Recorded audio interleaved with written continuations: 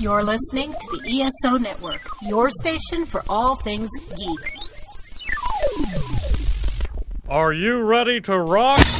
This is where the world of pop culture and talk collide. Hey, how you doing, kid? This is the Adam and JP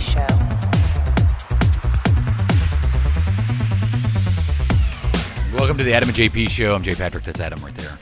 Hey, how you doing? Sporting your Grand Old Game Room 2016 T-shirt. In all of its grand old glory. Grand Old Game Room coming back this year. It is, making the ultimate comeback. We have some inside information. We do. We could say we've got some insider trade. Nashville's only arcade and pinball expo back in 2017. A fantastic time. As if you didn't think it could get any bigger or better than last year, you would be wrong, because that's going to happen. Exciting show today.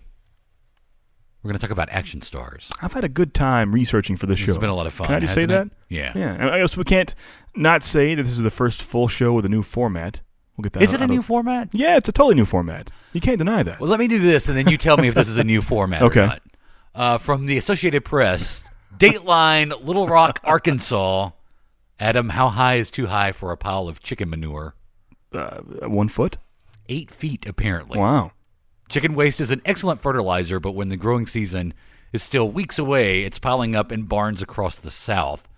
To reduce the risk of fire from spontaneous combustion, poultry experts are warning farmers that piles 6.5 to 7 feet high are high enough. Wow.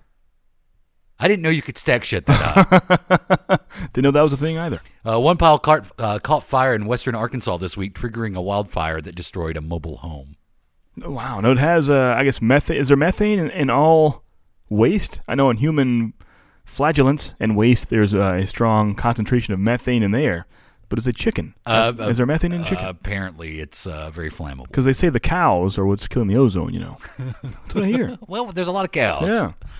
Yeah. This hit the sweet spot, said Carl Van Divender, a professor and extension engineer for the University of Arkansas System Division of Agriculture, after describing the mix of moisture, texture, and decomposition needed to produce a burning pile of waste. Is it naturally flammable? You just throw a torch or lighter on there, then it's good to go. Apparently, if it's 8 feet high, it is. Uh-huh. It's like a nice bonfire. Yeah. Just don't roast the marshmallows. If you do, don't eat them. Yeah. And if you do eat them, don't tell anyone about it. I just like to warm my hands by a pile of flaming chicken shit. And then it burned a mobile home. Of course it did. It spreads. Of course, the victim would be a mobile home. I don't think anyone was hurt in the fire. That's good. Thank goodness. That's a good thing. No chickens were harmed. That's good, too. Only the chicken poop. Action movies, Adam. Yeah. We've loved them for a long time. Right. We're huge fans. Huge. What a weird day. We're recording this on Friday. Right. We just watched President Trump take office. Yeah. Like if that's really not happened. The beginning of an action movie, I don't know what is. Like, it really happened. Yeah. It's officially Trump's America. In researching this, I discovered something that was pretty interesting, and I want to get your thoughts on this. Okay. When would you say you started watching action movies? I was young. I'd say some of the first movies I ever watched were action movies. So I would say late 80s. I was born in 84, so 88, 89. Yeah. I was 4 or 5 years old and watching movies I shouldn't have been. I think it's fair to say that the 80s was the heyday for the action movie. Mm-hmm. And the action star was kind of one of the icons of the 1980s. Mm-hmm. The Arnold Schwarzeneggers and Sylvester Stallones and Jean-Claude Van Damme's. Yeah. But he was more 90s, I guess. Late 80s. No, 90s. yeah. And Bloodsport was late 80s. And yeah. So I started going back, and I was like, okay, well, I know what action movies were like in the 80s. What were action movies like before the 1980s? And, you know, action movies go back to the dawn of cinema. Mm-hmm. You can find action films. But then before, say, 1965, I think it's fair to say they were primarily Westerns. Oh, yeah, for sure. The spaghetti Westerns that were, you know, made for Europe. They were directed by European directors, and a lot of times it was years before the spaghetti Westerns would actually make it to the U.S. But they did have a bit of a boom. And they had a certain feel to them. They were very Western stylized. I think it's fair to say that probably the most notable spaghetti Westerns are those Clint Eastwood movies. Yeah. The dollar films, Fistful of Dollars, Few Dollars More, The Good, the Bad, and the Ugly. Mm-hmm. That kind of dollars, no-name trilogy where his character really didn't have a name. He was just referred to as something like the Preacher. And Clint Eastwood, his history was kind of westerns. Yeah. I mean, he was Rowdy Yates on Rawhide. Yeah. So it was so you could almost say that if you're going to look at if you're calling 1965 the birth of the 60s the birth of the modern action heroes, then Clint Eastwood is one of your first action idols. You'd have to say so. I mean, it's classic. Not just that. We'll go a little bit further later on, I'm sure, with Dirty Harry and that close classic iconic scenes. But when you think of an old school Western and just kind of cool and that Western swagger to it, it's going to be Clint Eastwood for sure. And then something else happened in the 1960s, and I think this was probably came from new technology developing to the way you could film stuff. And in the 1960s and 1970s, you saw this trend.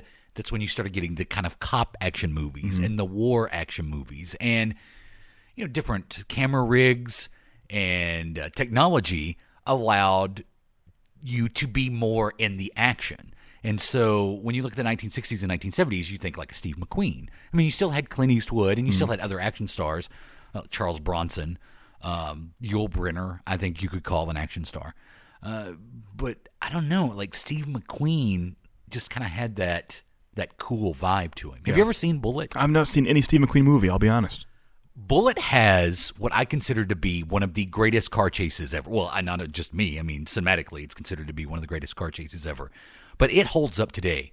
That classic Mustang that Bullitt drove, and then in that car chase, the bad guys are in a black Charger, and they're in San Francisco, so they're kind of in the streets in the hills of San Francisco. And if you've never seen this car chase from Bullitt, find it online. You can watch it. And it starts with kind of cat and mouse, where the bad guys are kind of following Steve McQueen. They're following Bullitt. And then he makes a turn, and then they turn, and they can't find him. And while this is happening, this kind of cat and mouse is happening, it's kind of playing this kind of up-tempo, kind of saxophone jazzy music. And then the bad guy looks up in the rearview mirror, and there's Bullitt in his Mustang behind him. And when that happens, the music stops. The bad guy puts his seatbelt on, and from that that's when the car chase actually happens. It was kind of like a prelude to a car chase. And during the entire car chase, there's no music. It's just that there's no dialogue. It's just the sounds of the cars and the tires and the chase sounds. And it's really cool. If you're a fan of car chases and you've never seen that car chase from Bullitt, go watch it. Is Bullitt the character? Is he a cop? What is he? Yeah, he's a cop. He had a witness that was kind of under witness protection that he was watching over, and then the bad guys kill the witness. Gotcha. And so they feel the wrath of Steve McQueen. Have you noticed that's been a downward trend recently? I feel back in that era, in those days, in that decade especially, it was cool to be a cop in cinema. And there was a time before that where it wasn't. Kind of, you think of Keystone Cops, you think Car 54, Where Are You? They're kind of these comedic characters. But there was about a 2 or 3 decade span there where it was cool and awesome. I think Steve McQueen has a lot to do with that. Yeah. He was called Mr. Cool. Right. Because there was no one cooler in cinema at the time than Steve McQueen. And that kind of gets you Bullitt was 65, I think. And then through the 60s and 70s, that's when you started to kind of see the cop adventure movies, Popeye Doyle in the 70s. And then you also had the trends were kind of the action adventure, the cop adventure, and the disaster films is when they started kind of popping up. They found that people like to see things destroyed. So you had the Towering Inferno. That was probably the biggest success, and that was a huge cast. I mean, Steve McQueen's in that, as well as Charles Bronson is in that.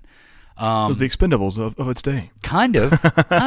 They just weren't all like tough guys. Right. Of course, Charles Bronson had the Death Wish movies that started in the 1970s. Clint Eastwood had the Dirty Harry movies that started in the 1970s. Right. And I call those just big gun action movies. It's just one guy with revenge on his brain and a big ass gun. That's usually what happened there. Yeah. Yeah. And I think Dirty Harry kind of started that. Yeah. Oh, for sure. Yeah. He almost, he had morals, but he almost didn't have a conscience when it came to taking human lives. Yeah. Like the body count really started to stack up with the Dirty Harry movies and then into the Death Wish movies. Oh, yeah. Which we'll talk about here in a second. And I also want to mention Bruce Lee, who had his final film, Enter the Dragon, in 1973. And I want to ask you, because, Bruce Lee obviously is a cultural icon, especially in cinema. Had Bruce Lee not died at such a young age, do you think the martial arts action movies would have had more gravitas going forward and not become as silly as they did in the 1980s with, say, the American Ninja movies? Not that they're silly movies. I mean, they're hardcore action movies. Yeah. But it just doesn't have the art of martial arts just doesn't have the gravitas that I think Bruce Lee brought to it. Yeah. I think after a while, the action movie genre and subgenre itself can only take itself so seriously for so long, because every single one of these we're going to talk about and have talked about so far eventually go on to be parodied. Be it the Kung Fu movie, now you have, like you said, the movie you talked about earlier. What was it you said? Enter the Dragon. Enter the Dragon, of course. Yeah. And even Kung Pao, even on the totally crazy end of the spectrum. But then you think of the Western. It went and had a downfall as well. And the parody of that began with Blazing Saddles. We have that. And almost every thing of the Westerns you can think of now, that some are serious, but honestly, most Westerns now are jokes and parodies of that time. There's that Adam Sandler Western that came out recently. It was terrible. There's that one with John Candy. Was it Wagons East? Yeah. Remember that? There was all kinds. There's some with Chris Farley right before he died. All these Western comedies. And I think the genre itself, in general, just kind of, it goes action for a long time. Action. And it's so serious, it has to have some comedic value to it. And people drop it down in a parody. I think that's what happened with the Kung Fu. So I think regardless if Bruce Lee was alive or dead, it would have happened. Or a combination of the two in Shanghai Nights. Exactly. There you go. Well, that's a good point. I mean, Jackie Chan has been in cinema almost as long as Bruce Lee would have been had he not, died. Would Bruce Lee do you think he would have become a Jackie Chan? I think or does Jackie Chan just kind of naturally have that comedic side to him, so he brings that to all his I think work? Jackie Chan does have that natural side. I've only seen him the past 20 or so years as far as I've known Jackie Chan, and every movie I've seen him in is kind of a comedic kung fu badass. It's not like an actual silent assassin like Bruce Lee always portrayed. Because you could call the TV show The Green Hornet, you could say, is tongue-in-cheek and kind of goofball, but Kato's not. Right, not at all. Not the character Kato that Bruce Lee portrayed in The Green Hornet.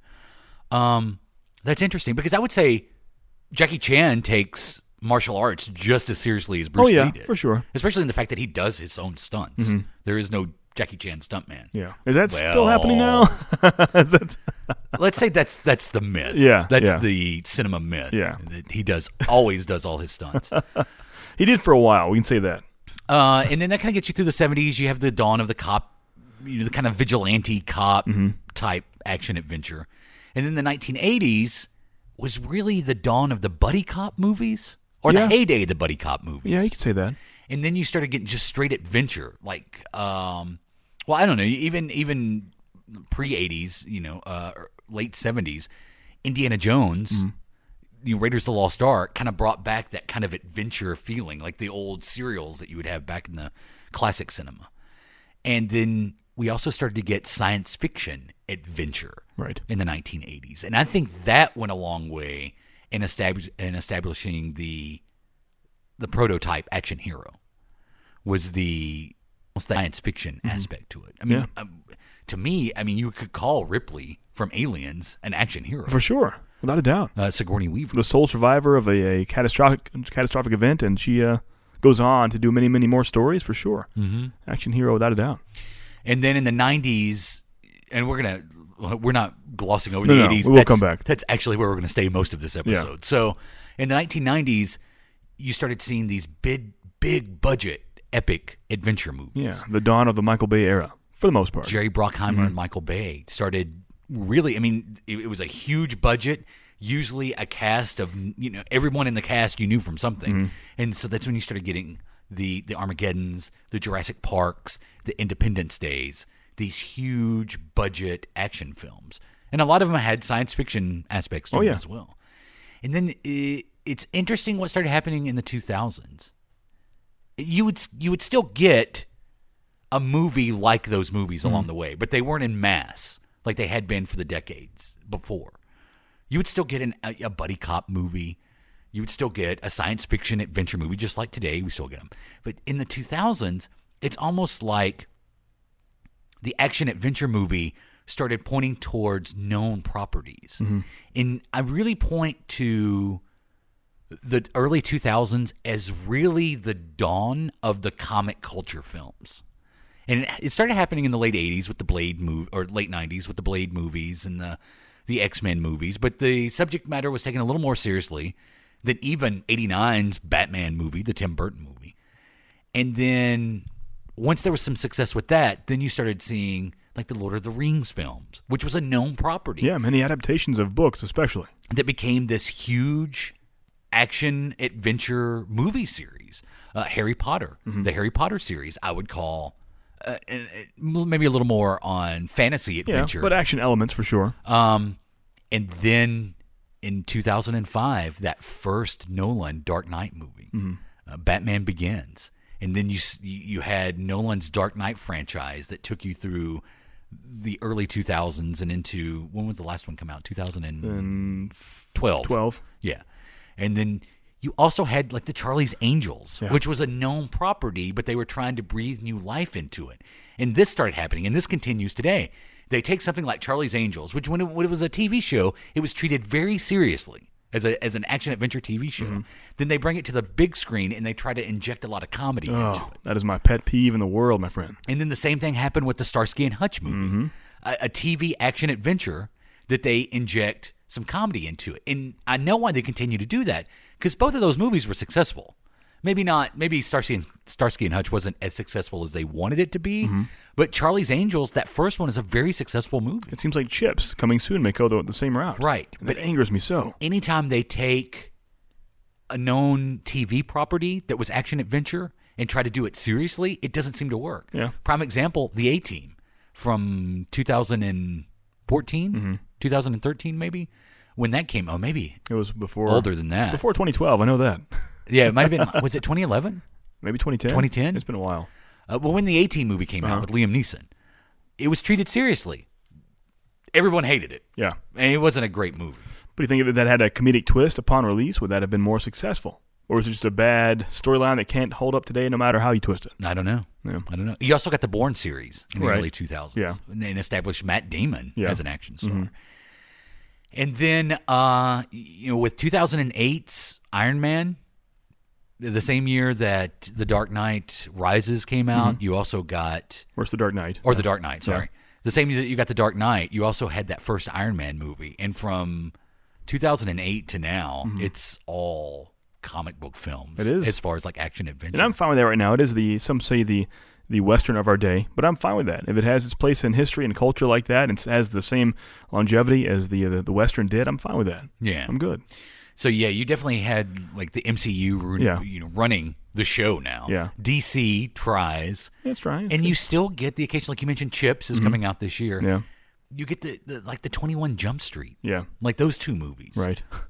Action-adventure movies based off a known property that, once again, 21 Jump Street was not a comedy when it was on television, but it became a comedy in the cinema. But it's that way of new telling old properties. Even if it is a pre-existing comedy, they've got a twist in such a bastardized way, it's almost unrecognizable. I mean, I'm not a huge fan of Fat Albert, but if you were an original fan of the original show, odds are you're pissed at the live-action movie that came out a few years ago. Yeah. 10 years ago now. Same for Brady Bunch. I'll beat that dead horse. I love the Brady Bunch, but the way that was portrayed as a mockery of that family was kind of crazy to me. I don't think, not to get off on a tangent, but I don't think the Brady Bunch, I don't think the intentions was to mock it. I think it was to use the Brady Bunch to show the difference. It was a comment on society to show the differences in the 1970s family culture and the 1990s family culture. They were just dullards and didn't know they were stuck in the 70s, but they're in the 90s and everyone else around. That was just a weird concept.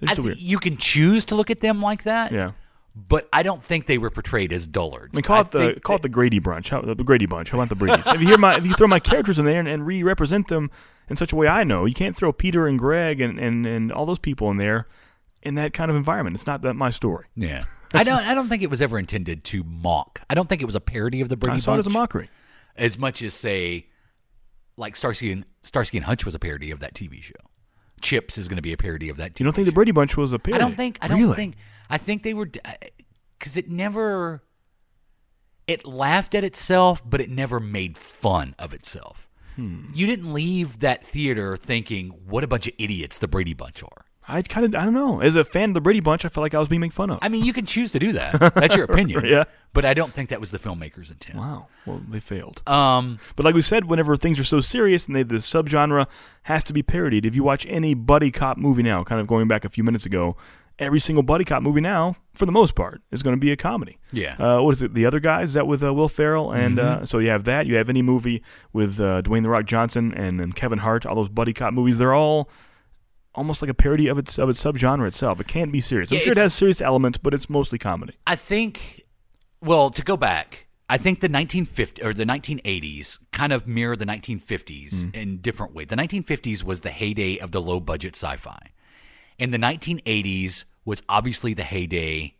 It was the decade of the action movies. And even those buddy cop movies. And I think the difference is there is more emphasis on the comedy now. Whereas when they made Lethal Weapon, it's an action movie that has funny moments in it. But it's not a comedy. It's got just as much drama in it as it does comedy. I mean, the torture scene at the end of Lethal Weapon is pretty hardcore. Yeah.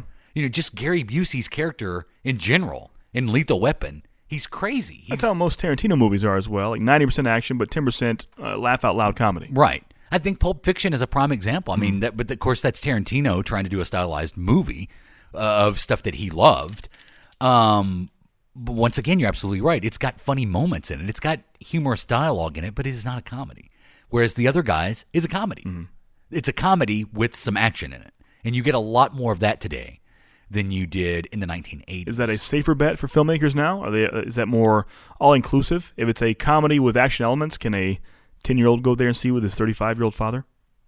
Is that to get more money in there? Perhaps. If it's a rated R action movie, a hard R, such as a Schwarzenegger or Stallone, we'll talk about later, I'm sure. You think it's a safer bet now, huh? I think so. I think you're right. Yeah. So why do you think the 1990s became the heyday of the action movie, or the 1980s rather? Home video, I guess. That's my first guess. That's honestly. what I think so too. It's just the rental idea, the VHS, to have it on. Well, at the time in their heads, it was on demand whenever they wanted it, how they wanted it. I think just the possibility to have so many fingertips. It's just that's when they noticed and recognized. I agree with that. I think it was a combination of home video. The budgets became better suited with technology. Budgets and just movie making in general became cheaper, and I think it was the Vietnam War generation. Yeah, I think you had guys in their 30s and 40s, not just the returning vets, but the kids that grew up watching the Vietnam War stories on the news had become accustomed to a little more violence in their entertainment than we have today. And I think it was just the amalgamation of all those elements that led to that action-adventure boom in the 1980s. Yeah. And you can't forget the toy culture as well. I mean, there were kids, the boom of the toys in the 70s and 80s, growing up now to be of age to watch and even make sometimes these action movies. I think they grew up for their whole life making two action figures shoot and torture each other. And now they're grown up. They can see two men actually do that on screen, and that was appealing to them. Yeah, because it was not limited to cinema. Right. A lot of exactly what you're saying. G.I. Joe is a prime example. Yeah. That's an action-adventure, shoot-'em-up cartoon. Yeah. That would never be on TV today. But in the 1980s, it ruled the world. I mean, every 12-year-old loved G.I. Joe. I didn't know a kid when I was growing up in the 80s that didn't love G.I. Joe as much as I did. That's just what you did. Yeah. We mentioned Steve McQueen. Right. As probably one of the early prototypes of the action stars. We mentioned Clint Eastwood. He started the Dirty Harry franchise in the 1970s. Let's talk about Charles Bronson. Okay. Because I think Charles Bronson was a little different in that just the way he looked by the time he got into his 40s and 50s, he just had that grizzled, weathered look.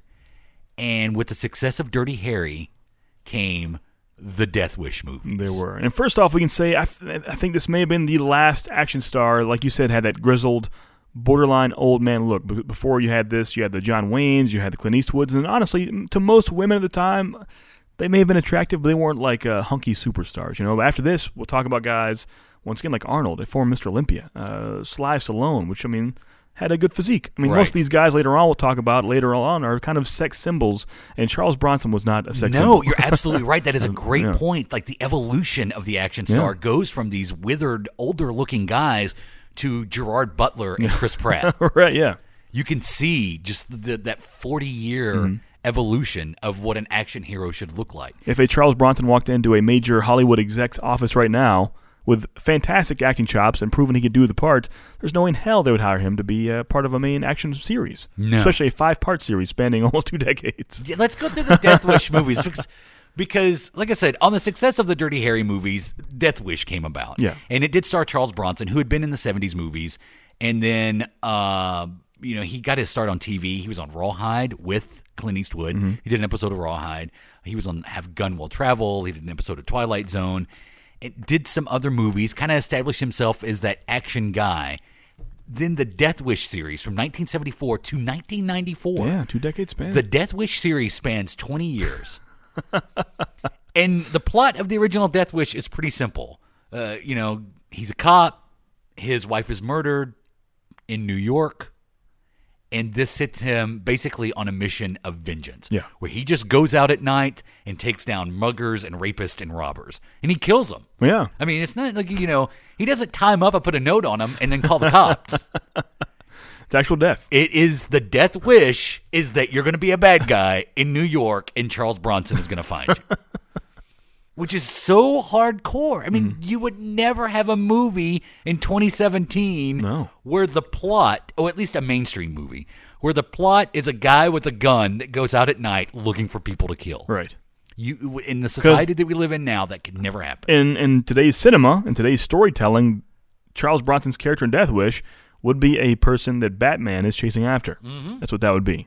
He would be the villain. He has many villains like that. And you would have the hero talking about the morals of what he's doing is wrong. I mean, honestly, in the big picture, Mr. Freeze is much less maniacal than Charles Bronson's character. And it's based off the same idea of justice and vengeance for your lost loved ones. And he's not as crazy as Charles Bronson's character.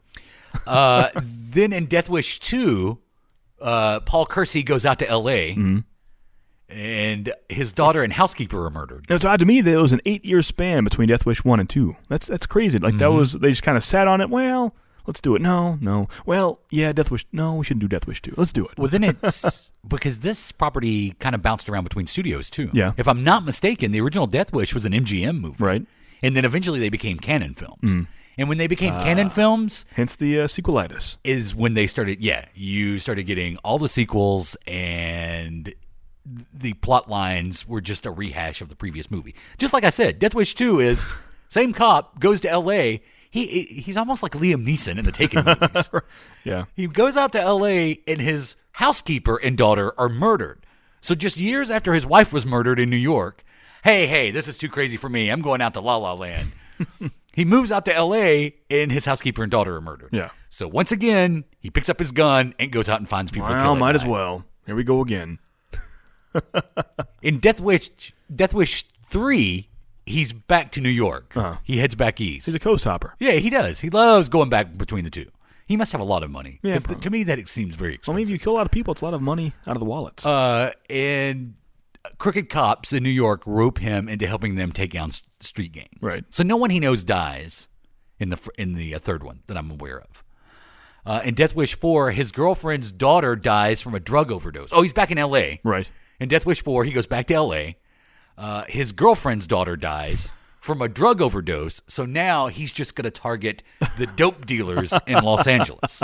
I like they waited till the fourth installment of Death Wish to have an official subtitle of Crackdown. Yeah. Because, in 87, I guess crack is whack. It was a big thing back then. It was. Crack was whack. Yeah. You had Bo Jackson even wearing jerseys. Crack is whack. Don't do the crack. Stay away from crack, Jack. Stuff like that. Just say no. Yeah. It was all, I'm sure that Nancy Reagan loved Death Wish 4 because it was her message. Yeah, and I wonder if they thought 4 was the last one because there was a good 7-year gap between 4 and 5. So what is Bronson doing besides getting older in 7 years? Well, Bronson is faced with some real-life drama. His wife, Jill Ireland, is diagnosed with cancer. Right. So now his real-life wife is dying from cancer. Charles Bronson leaves cinema. He doesn't do anything. He doesn't do any movies to be with his wife while she fights and ultimately loses her battle against cancer. I've got an interview with Charles Bronson I'm going to play a bit of here in a second. But he did come back in 1994, and Paul Kersey is back with a vengeance in Death Wish 5. And to stay with the trend of the Death Wish movies, he's back in New York, where his girlfriend's business is being threatened by mobsters, the mobsters of New York City. And so he goes back, and this is his mob movie. So Paul Kersey has gone from run-of-the-mill street thugs to the mob scene of New York. So you said this movie wouldn't get made today, but will it ever have a remake? Will it ever have a Death Wish remake? I don't think so. Think so? I don't think so. I've got some Death Wish trivia here, but before I do that, I do want to play. This is an interview that was conducted with Charles Bronson around the time of his return to cinema. It was on CNN Showbiz Tonight. It was in 1993, so he's probably has filmed Death Wish 5 or is about to film Death Wish 5. And even though I don't like the question the reporter asked, because he's talking about his wife. He's talking about his wife, Jill Ireland. And the question is, do you still think about her? Which to me is a ridiculous question to ask. But it does prompt him to say some very sweet, uncharacteristic Charles Bronson things about his wife that had passed. With wife Jill Ireland before she died of cancer in 1990. You still think about it? Oh, yeah. All stuff is still there. Our clothes and makeup and the whole thing is still there. She was far brighter than me. She had many talents, She could paint, sing, act. She does a lot of things. She used to do work on stage and ice skates, roller skates, everything. Do you think you'll ever remarry? No way. Not because it was so bad, but because it was so nice I could never... If I married again, I would be making comparisons. It'd be terrible. So his return to cinema was around that time in the early 90s, and then Charles Bronson passed away in the early 2000s. Yeah. And Death Wish 5 was one of his last movies that he made, though. He did some TV work after that. Right, yeah. But even then, he was mid-60s, I think. I believe so. Around 70. Because he was no spring chicken for the first Death Wish. No, he wasn't. I mean, he had this long, storied film career before the Death Wish movies. Yeah. So how many of the Death Wish movies have you actually seen? I know for sure the first one. I believe I've seen parts of 2, and that is it, honestly. Yeah. See, I've only seen the first one all the way through. Just like you, I've seen some parts of the other one. Apparently, Jeff Goldblum is in the original Death Wish Really? movie. Yeah. Wow. It's been at least 15 years since I've seen it. I should try it again. If you look up the credits for the original Death Wish, Jeff Goldblum is credited as freak number 1. Nice. Interesting enough, the role was originally offered to Clint Eastwood. Really? He turned it down. His suggestion for Paul Kersey, now kind of wrap your head around this, seeing at least familiar with the Death Wish movies. His suggestion, Gregory Peck. Wow. Gregory Peck in the Death Wish movies. No, I don't see that. Here's an interesting thing. Death Wish 3 had a video game in 1987. Really? Mm-hmm. Really? They released a game based around Death Wish 3, but it was the platform that it was for, and I'm not familiar with this. You might be. The ZK Spectrum gaming platform. Okay, I've heard of it. Never seen one or played one, but I've heard of it. That seems like that would be a collector's item for sure. I would think so. There is a Dirty Harry NES game I played. I've played the Dirty That's Harry NES game. It's a tough one.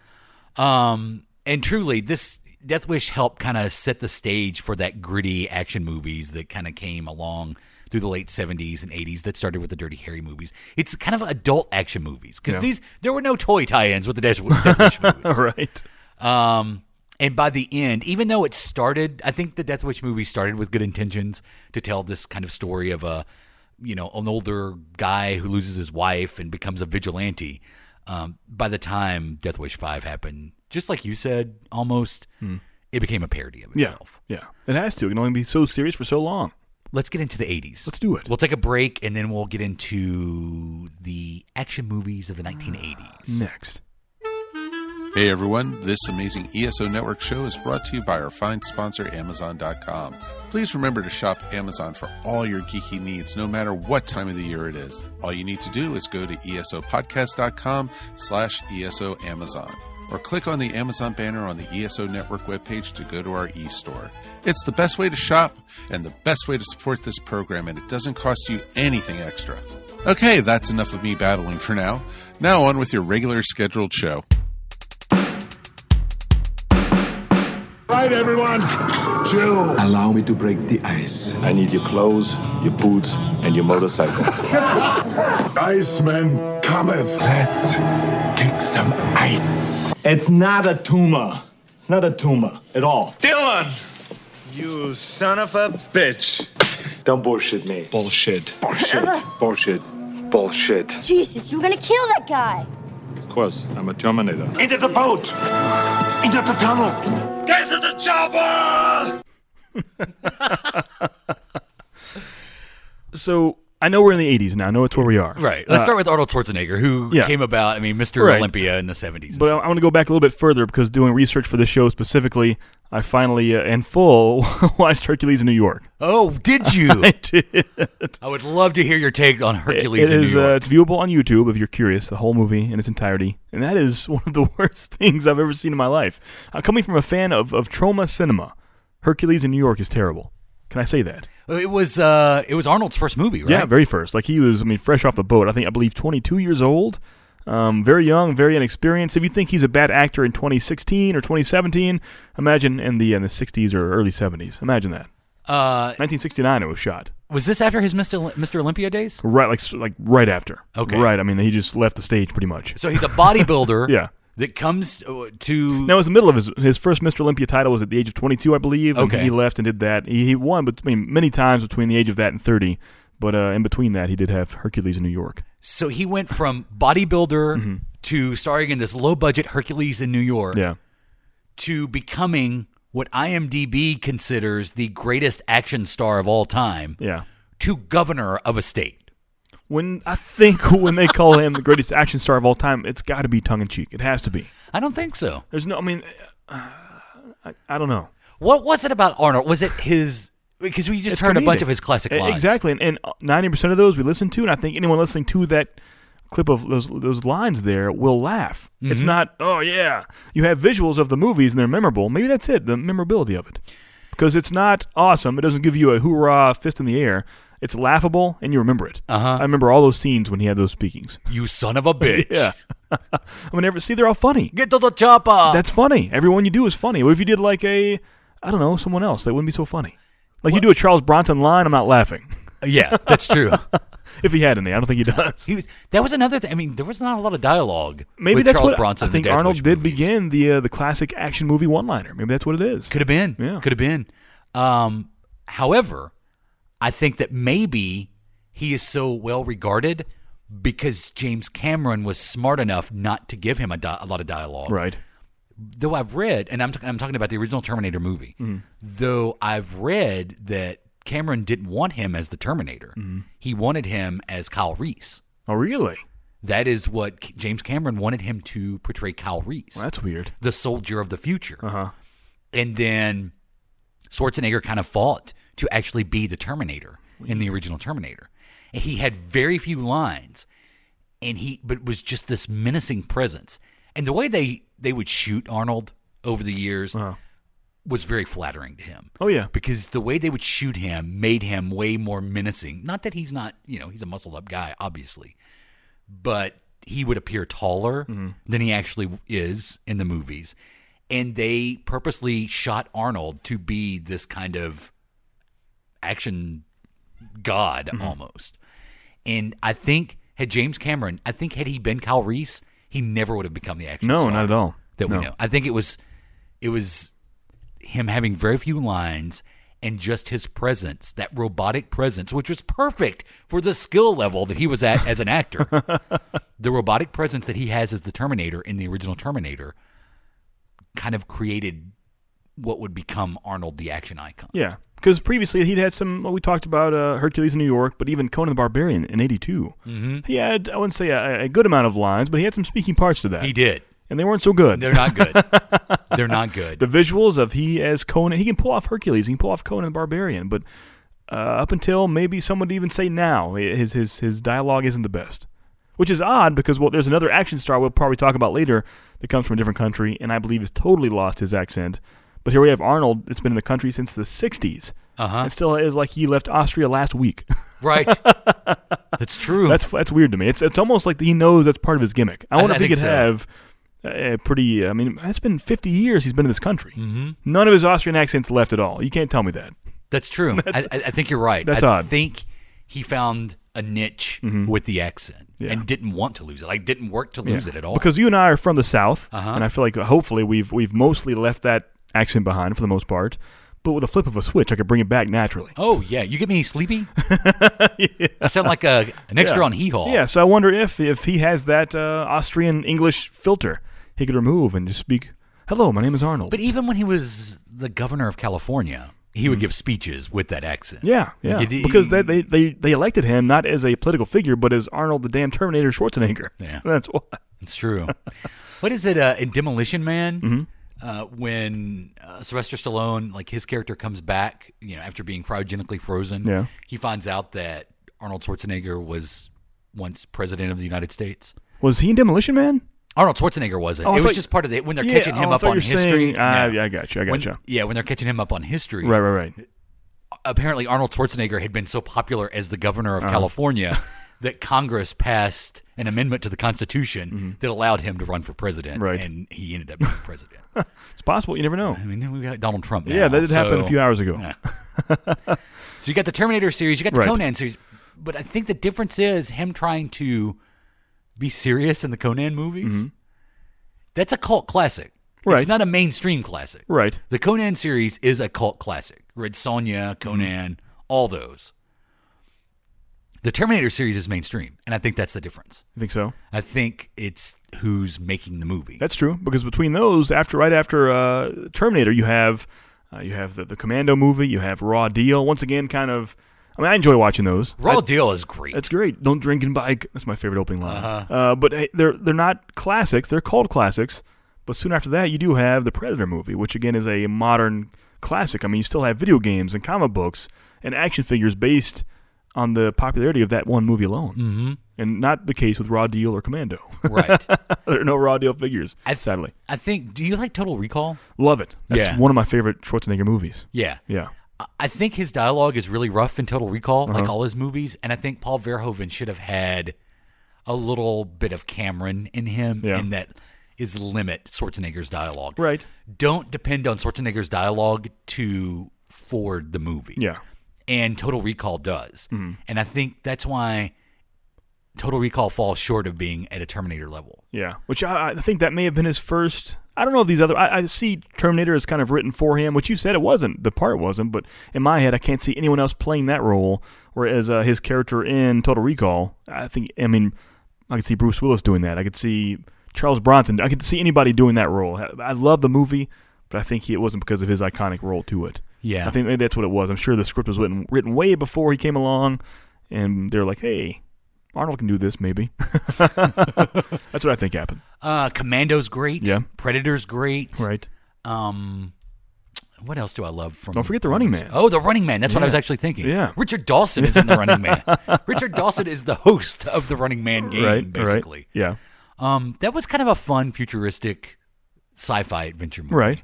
So that is in 87. Now, the following year is almost, like we said before, my going theme here is things can only stay serious for so long, because in 88, you have his first dabbling. He dipped his toes in the waters of comedy with Junior.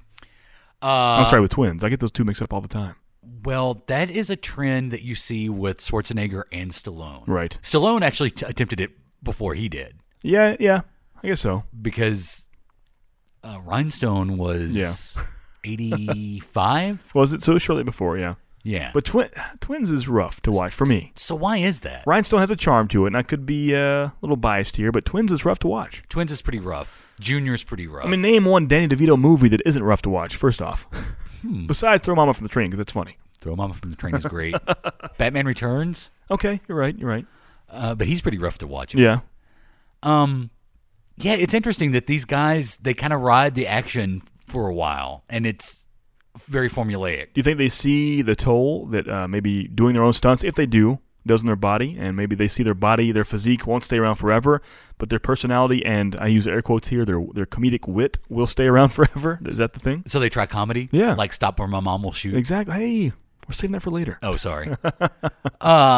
Well, what's interesting with Arnold is he did do Twins in the late 80s, and then in the early 90s, what was it, 91, 92? 92. Or maybe even 93. What's that? The Last Action Hero. Oh, right, yeah. Which is basically Arnold doing a parody of himself. Right. And that was pretty early on in his career, you know? And that's even after he'd had success with Kindergarten Cop, which was more of a comedy than an action movie. Which I like. That's probably my favorite comedy of his. Because it still has action to it. Kindergarten Cop, Yeah, it still has action. He's still a cop. He's basically one of his action characters at the beginning of it. Yeah, oh yeah. When he's undercover. Did you ever see the sequel with Dolph Lundgren? No, I didn't. Me either. I want to, though. However, I think The Last Action Hero is the beginning of how you see a difference in action movies in the 90s. Yeah. You can almost point to before Last Action Hero and then after Last Action Hero. Because Last Action Hero bombed big time. It did. As a kid, I was 10 years old when that came out, and I loved it. Good action figures, good video games, but it did bomb. Looking back, it is kind of rough to watch. Even with the soundtrack song by Def Leppard. Yeah. It's still bombed. But I think in the mid-90s, Arnold came back to do one of my favorite movies of his from all time. And that's True Lies. Yeah, okay. I was hoping you were going to say that. I would put True Lies up against just about any action movie. It's a great movie. It is a great movie. Like, he's great in it. Tom Arnold is great in it, which is weird to say. Don't forget Jamie Lee. And Jamie Lee Curtis is fantastic in that movie. She is. And it's and it's James Cameron. Yeah. Once again, James Cameron comes in and does a fantastic action movie with Arnold Schwarzenegger. Once again, an ending that would never happen again today. You remember that whole scene, right? Oh, yeah. Yeah, especially, I mean, with today's that wouldn't happen. Ideologies, it's almost a racist movie. Right. Yeah, that's true. But the same year as True Lies, like you said, we have Junior that comes out as well. He goes within 1 year, within 12-month span, he has that awesome action movie True Lies, and once again dabbles in the comedic pool with Junior. Yeah, but what I do like about Arnold, and even Sylvester Stallone did this, they tried even though it stays within the genre, the action genre, they tried different things. They don't just keep. I mean, they did a lot of sequels, but they would try different, like Eraser.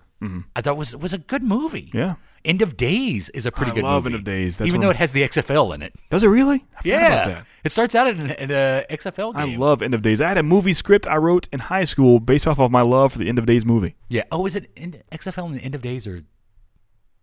Yeah, I think it was the End of Days. That's funny. That was in the future, right? No, it's current day, but it was like the devil comes to Earth and impregnates a woman. Oh, you're right. I'm thinking of Collateral Damage. Okay. Or The Sixth Day, one of those Arnold that mid-late 90s Arnold mush always goes together. Yeah, you're right. Yeah. You're right. End of Days is good, but I think I was thinking of Collateral Damage. Yeah. And then he comes back and reprises the Terminator role for Terminator 3. And to me, that was Rise of the Machines. To me, a low point. I was so stoked, so pumped for that. Saw it opening night, and it was, to me, a personal bomb. Didn't like that whatsoever. Yeah. And, but I think the low point for Arnold was Batman and Robin. Yeah. As Mr. Freeze. Yeah. Even though he did what everybody was trying to do. Yeah. And now they've announced, did you see Maggie just a couple of years ago? I never did. I should. I want to, though. Yeah. How do you want to? I thought that's neat that he tried that, too. Of course, it came back for Terminator Genesis. Right, yeah.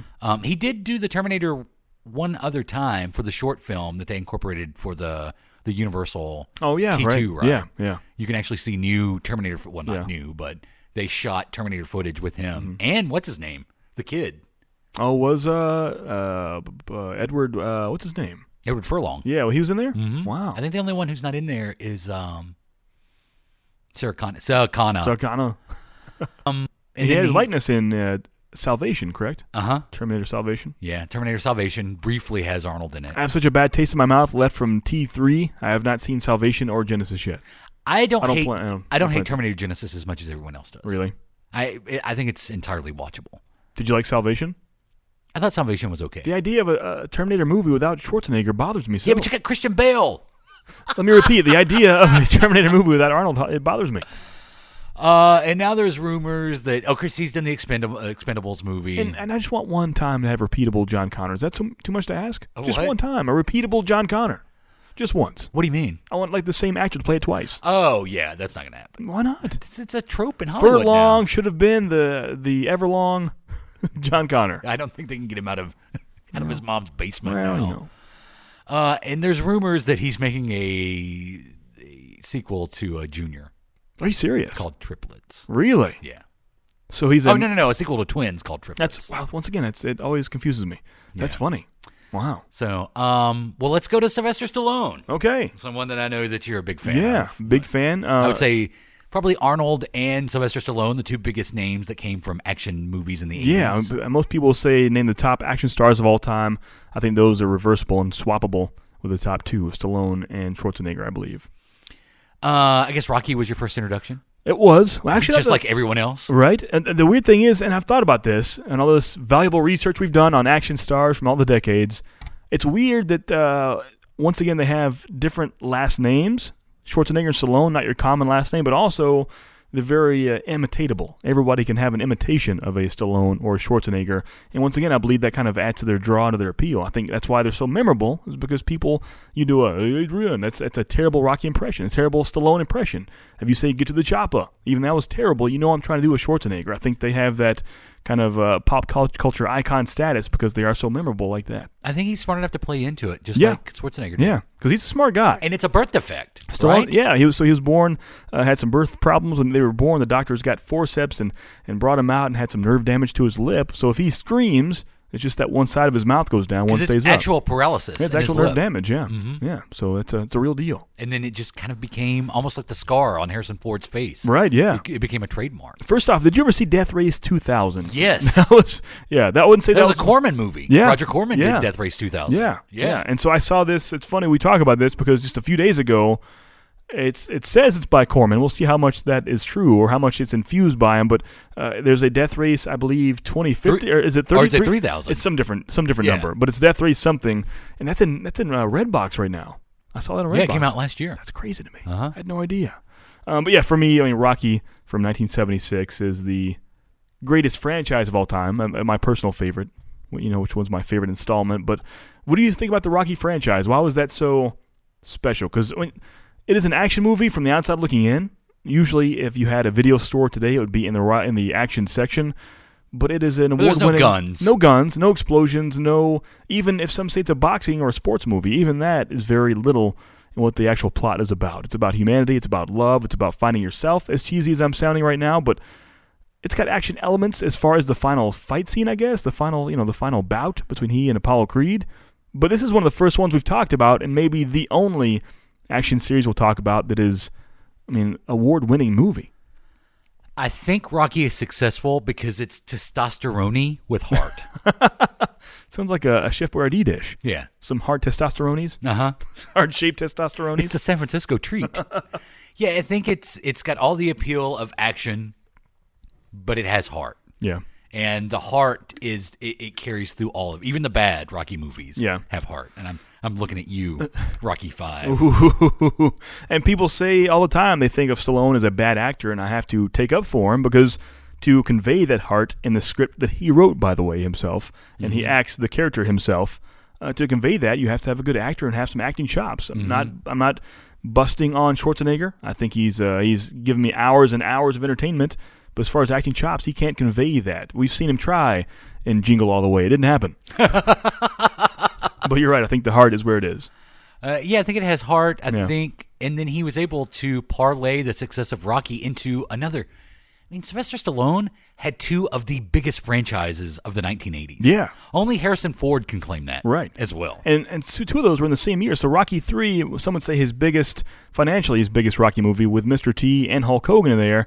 In 1982, that comes out as well as First Blood, the first time we see John Rambo on screen. Mm-hmm. And that's just, in 1 year that happened. Can you imagine your year? That's one of his years of his life. And talk about a series of films that maybe evolved or devolved was the Rambo movies. I love them. I love the Rambo movies. Two is my favorite First Blood movie. But First Blood was supposed to be the tale of a returning Vietnam soldier that is an outcast to basically current American society. Once again, the first 30 minutes of First Blood, maybe the first hour. Not your standard action movie. It's a guy trying to find his way. He's lost, pretty much a traveling hobo in a street, kind of trying to hitchhike across town. And the police officers, the cop from the get-go, give him a hard time and beat him and torture him and throw him out on the streets. And it's kind of a revenge story in that way. It's his own personal, almost personal, just pride he's got to swallow. Because I look at it like it's revenge, but it's what happens. It's the risk you run when you bully someone you don't know. Right, yeah. Because that's what they do. They bully him, basically. Right. He they think he's a vagrant. They don't realize that he's a highly decorated Vietnam vet. Yeah. And before we ever knew the term post-traumatic stress disorder, before PTSD was even in the Zygote, you had First Blood, which is basically what that is. I mean, that's what he's suffering from. Yeah. He's just constantly replaying the Vietnam War in his head. And, you get Colonel Trapman in there, and he's the only one that can communicate with him. And Big Tom Callahan's in there. Yeah, Big Tom Callahan. Brian Dennehy. How do we live, John? Day by day. That's how we do it. I mean, that's almost heart-wrenching. Yeah, that final monologue that Rambo has. I mean, he's crouched down by the wall, and he's crying, eyes filled with tears. Yeah. You can't watch that and say Stallone is not a fantastic actor. You can't do it. So First Blood's a huge success. Yeah. Or a moderate box office success. Right. And the ones in Hollywood see, we have an action icon here. So let's tone down the actual storytelling and send this guy on another mission. So you get First Blood Part 2. I love First Blood. That's my favorite one of the series. Which is probably everyone's most recognizable Rambo movie. Yeah, that is iconic. That's the one where you get the red bandana and the necklace shirt off and the two machine guns. Yeah. When he takes an M60 off the side of a helicopter and can hold it. They're attached to the helicopter because you can't hold them. Right. Except Sylvester Stallone can. Yeah. It never runs out of ammunition. Right. The 80s was the decade of endless ammunition. And no one ever ran out of bullets. Yeah. And I haven't looked it up for a long time, but the death count in Rambo. Oh, huge. What this one man is able to do. Do you even remember the plot? Oh, man. Why? I'm not sure I don't. It's funny because I watched it about 5 years ago, and his female love interest, she says to him that he's mad and says, she's like, what if you die? He's like, it doesn't matter, I'm expendable. And she says, you're not expendable. And it's funny that the first time I ever heard that word expendable was from that line right there. And as we'll talk about later on, remember that word. Remember expendable. So Expendables is basically the soul connection of exactly. First Blood. Watch Rocky 2. She's like, you're not expendable. She has a terrible broken English accent. As far as action, though, there are some great sequences in First Blood Part 2. You can't beat it. When he's hiding in the mud, and you see the soldier walk by. Every time that gets me. And you see his eyes open. Yeah. And then he comes out with and how about the Rambo knife? Oh, yeah. Who didn't have or want one of those? I had two of them. Yeah, right. Like a knife, like a survival knife that the top opens up. It's a compass. Yeah, And then inside the fishing lure, the fishing line in there. Fishing lines and matches. Oh, yeah. Oh, man. Do they still make those? I've got to see if they still make I want one dearly. I don't know. They might. Wow. And it was just, what was it, 85 is when First Blood Part 2 came 85, out. First Blood Part 2, and Rocky 4 comes out as well. So he has big years. Yeah, he does Stallone have big did. years. Yeah, the 80s were his time. And it was just that was just the height of 80s pop culture. Yeah. Was 1984, 85, and 86. And when you look up the 1980s, one of the images that's going to pop up first is Rambo. Yeah. And it just kind of ties to that whole Reagan patriotism that it's very telling of the culture in the 1980s. You're right, though. The themes of First Blood 1 and Part 2 are very, very different. Right. It's a totally different story, almost a different character, really. He really is almost a different character. John Rambo in the first one is a victim, clearly, who gets pushed past the point that he can mentally handle by the small-town cops led by Big Tom Callahan. Right. And in Rambo, he is just a killing machine that's sent out. And then we get Rambo 3 at the end of the 80s. Which I still love Rambo 3. First Blood Part 3. It's my least favorite, but I still enjoy it. Where Rambo hits Afghanistan. Yeah. And fights the Russians. I think my favorite death scene in the movie ever. I could be getting the kill process wrong here. Maybe adding or taking some away. I believe he ties a noose around a guy's neck. There's a huge hole, goes to the bottom of nowhere. Stabs him in the stomach, I believe. Stuffs a grenade in his pocket. Roundhouse kicks him as he flies in the hole, snaps his neck, and blows up on the end of the rope. That's one guy. That's what happened to him. However, I will say Rambo 3 has one of the first film mistakes I ever noticed in a movie. Really? Watching it on home video. Really? There's a scene when one of the Russian gunships comes up and it's chasing John Rambo down the creek bed. Yeah. And when it comes up over, it kind of does this straight-on shot of the gunship. Yeah. And you can see right through all the missile launchers, all the daylight through the holes in the missile launchers. That's funny. It's just a prop missile launcher. I don't remember that. That's hollow. They're Yeah. hollow. And then the very next shot, they're firing at him through those same missile launchers.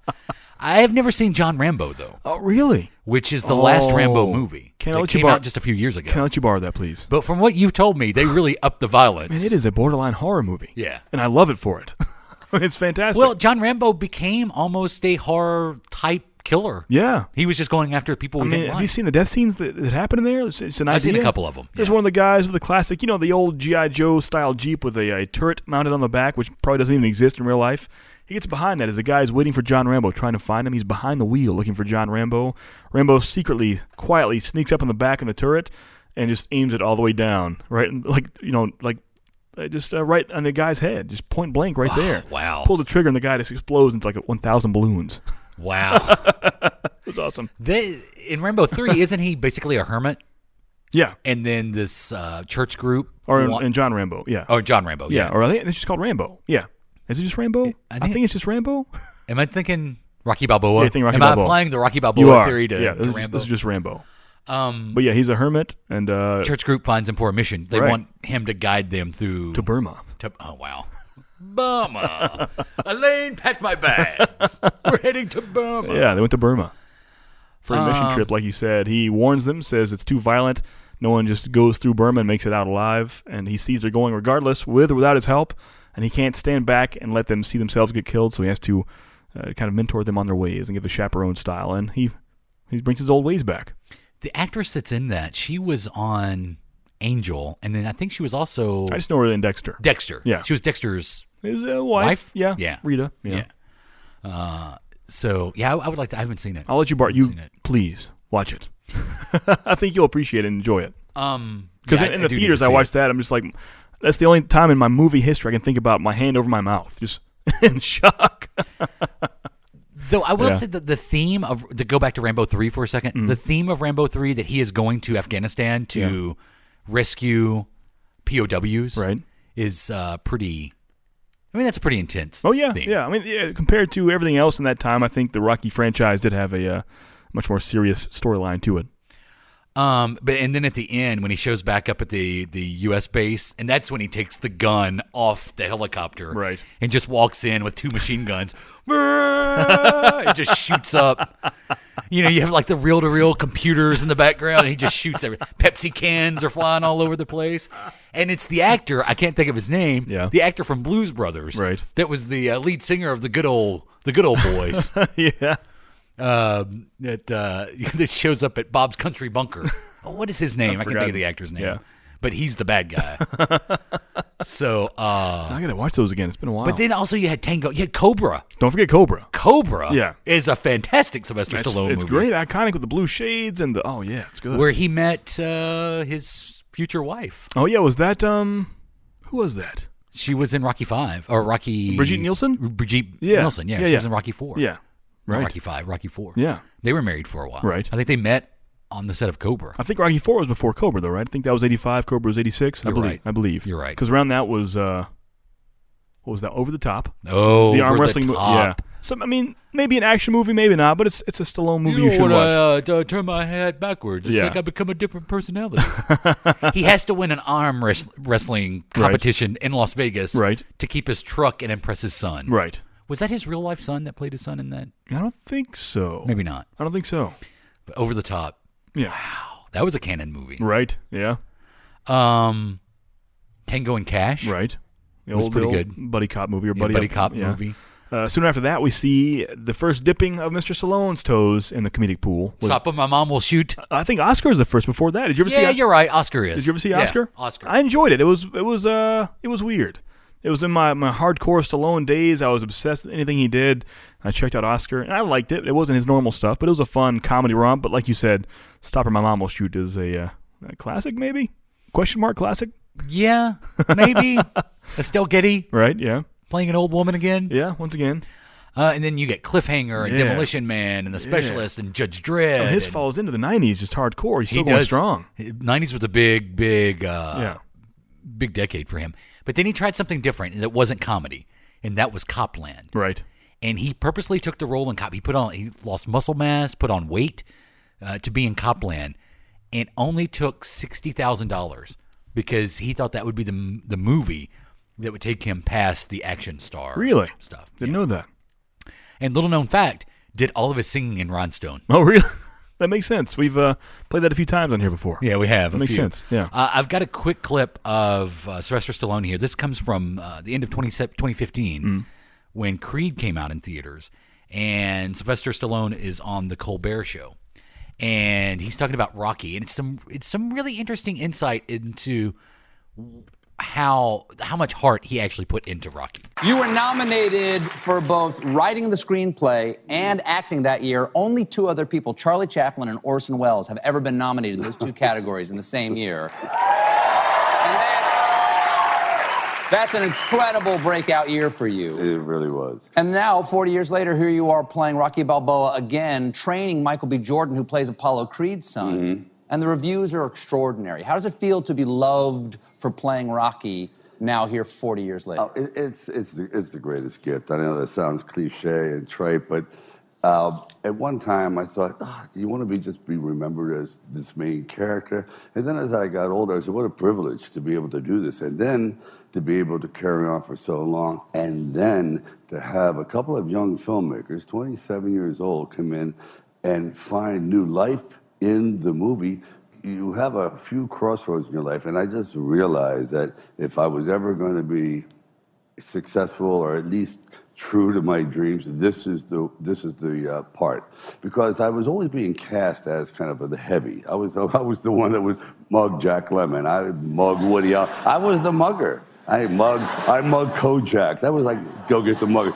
So I thought, okay, why don't I take a character who's kind of a mugger, a loan shark, but he also has a lot inside that no one has really seen before. So you combine the two, and out came Rocky. That's some interesting insight into actually why he was so motivated to, like, he created Rocky based on his own reality of being typecast as the muscle. Yeah, that's so awesome. interesting. Yeah. So, wow, I don't even think we've cracked the surface. No, not at all. We've talked about Arnold Schwarzenegger and Sylvester Stallone. We have more to speak of. We've got lots. We got Bruce Willis, Mel Gibson, Harrison Ford, and then get through the 90s. I want to dabble in Chuck Norris a little bit. Chuck Norris. Forgot about Chuck Norris. Don't forget Chuck. Chuck Norris, Karate Commandos. I told you in this crazy week of research, I've had to watch episodes of Walker, Texas Ranger for you. Thank you very much. Oh, in the eyes of a lawman, isn't that how it starts? I don't have you, man. And there's a connection. There's a connection to Walker, Texas Ranger and Die Hard. We'll get there soon, I guess. Yeah, there's a connection. We'll tell you that on the Tuesday show as we continue our discussions about action idols. If you were going to recommend a Sylvester Stallone and an Arnold Schwarzenegger movie, which would you recommend? I would say, as a just.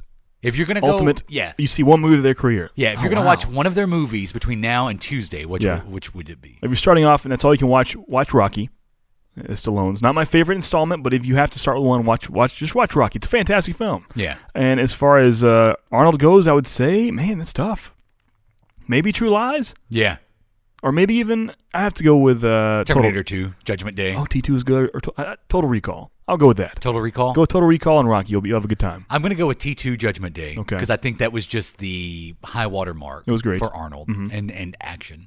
And you don't have to see the first Terminator to understand what's going on. No, not at all. No. It's all explained at the beginning. Yeah. And then for Sylvester Stallone, I would probably say Creed. Yes. Oh, I don't care what anyone says. That movie has some heart. I would recommend Creed. To see where he is today. But if you were just going to watch one Stallone movie between now and Tuesday's show, I would say Creed. If you haven't seen Creed, go see it. I don't disagree with that. Do you think people that have never seen any Rocky movie before can watch Creed and still appreciate it the way they should? Yeah, that's what's great about it. Yeah. Everything you need to know that's true. Is explained. Oh, the movie's so good. It's really good. I will stand by that to the day I die. Michael B. Jordan's fantastic in that movie.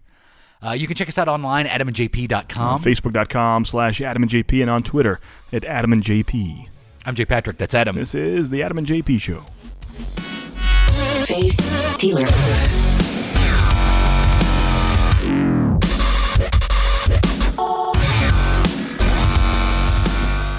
This has been a production of the Adam and JP family of on-demand talk radio. AdamandJP.com. Right now. This has been a broadcast of the ESO Network, your station for all things geek, classic, current, and beyond. Be part of the crew at ESONetwork.com.